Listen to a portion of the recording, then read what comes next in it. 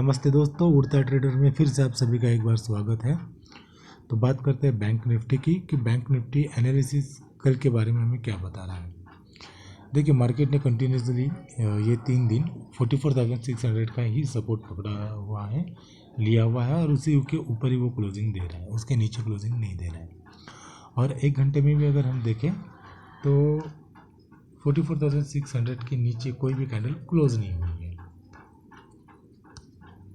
यहाँ पर हम देखते हैं तो यहाँ से लेके आज तक मतलब एक भी कैंडल ने 44,600 के नीचे क्लोजिंग नहीं दी। आया ज़रूर है लेकिन क्लोजिंग नहीं दी। ये एक स्नैपशॉट अगर हम छोड़ दें तो बाकी चीज़ें हम अगर यहाँ पे नोट करें तो वही हमें बता रहा है कि 44,600 के ऊपर ही कैंडल्स क्लोज हो रहे हैं। Okay, maximum. तो ये एक बड़ा सपोर्ट है। ये अगर ब्रेक होता है अगर और वनडे में क्लोज होता है तो बात अलग है, तो हम आगे बात करेंगे उसके लिए।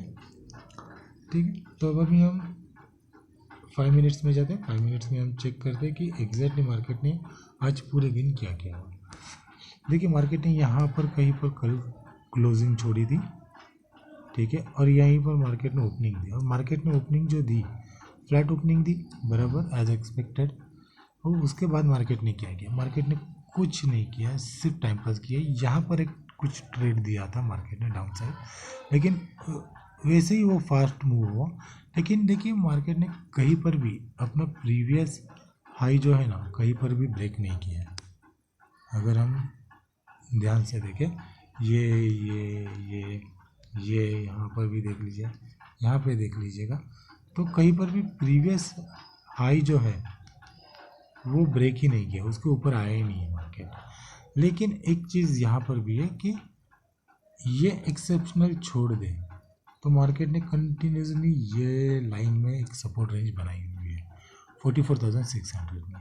और एक अगर हम कुछ नहीं तो एक हम ये रेंज से एक हम ऐसे ट्रेंड ले लेते हैं, तो ये हमें कुछ चीज़ बता रहा है, ये कुछ एक असेंडिंग ट्रायंगल बता रहा है। अभी क्या हो रहा है, ट्रेंड भले ही डाउन में है लेकिन 3 दिन से एक मार्केट साइडवेज में जा रहा है। हम वनडे में आके देखते हैं अभी, ठीक है। तो ये पॉइंट आपको समझ में आएगा मेरा कहने का मतलब क्या है।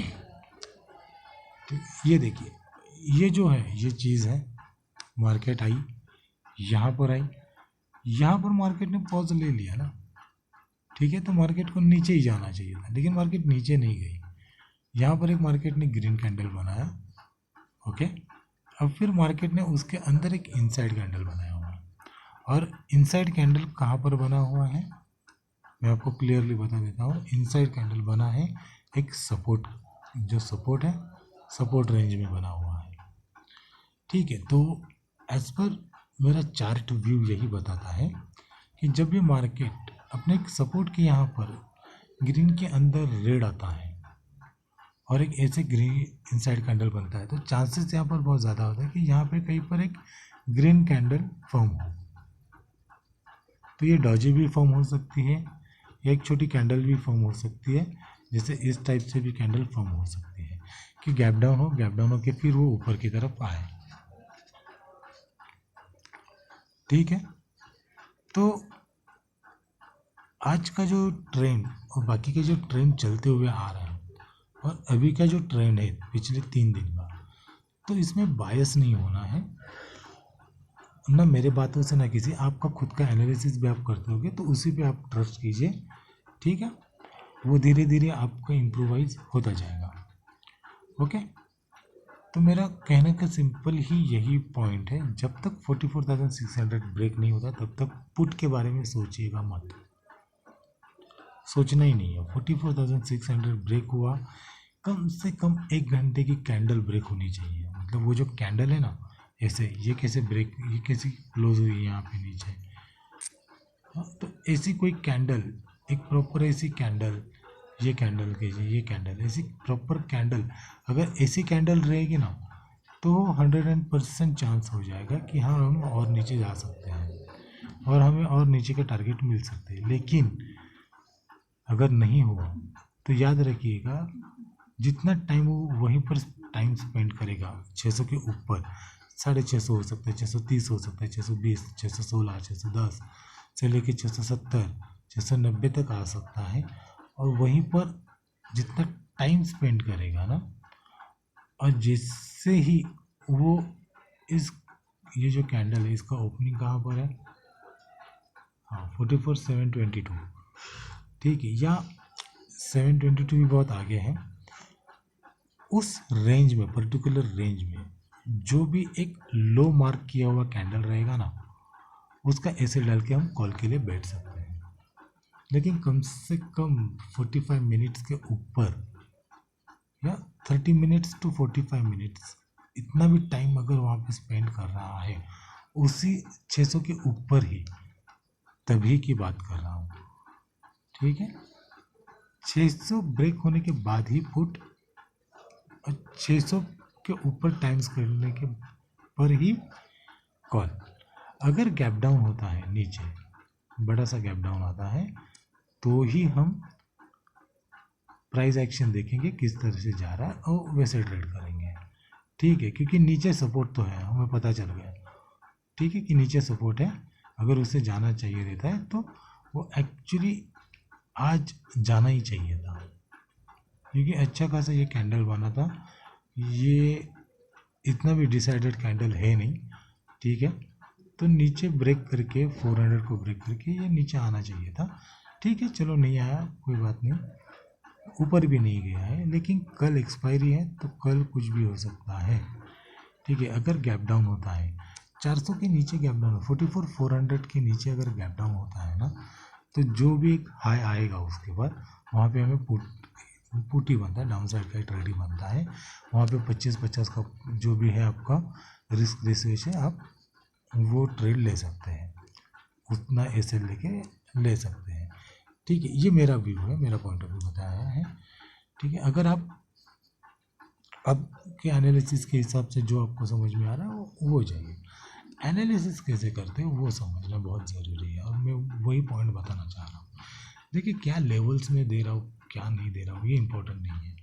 किस तरह से एनालिसिस कर रहा हूँ, किस तरह से चीज़ों को समझ रहा हूँ, वो समझने के टेक्टिक्स आप समझिए। मैंने क्या किया है, चलो मैं आपको बता देता हूँ। मैंने ये जो कैंडल है, इनसाइड कैंडल बना ये, ठीक है, ये इनसाइड कैंडल बना, तो मैं पीछे गया कि ऐसे कब बनता है और इसका इम्पोर्टेंस क्या है, वो भी स्टडी करा, ठीक है। जब एक ग्रीन कैंडल एक रेड कैंडल बनता है, तो उसके नेक्स्ट एक ग्रीन कैंडल बनता है, तो यहाँ पर भी आप देख सकते हैं, ठीक है। कंडीशंस मायने करते हैं, याद रखिएगा, कंडीशंस बहुत इंपॉर्टेंट करता है, ठीक है। किस कंडीशन पे वो कैंडल बनी है, किस सिचुएशंस में बनी है, आपको बहुत सारे ऐसे दिखाई दे देंगे, लेकिन सबसे बेटर आपको समझ में आएगा ना, कहाँ पर गई वो कैंडल, अरे कहाँ गई,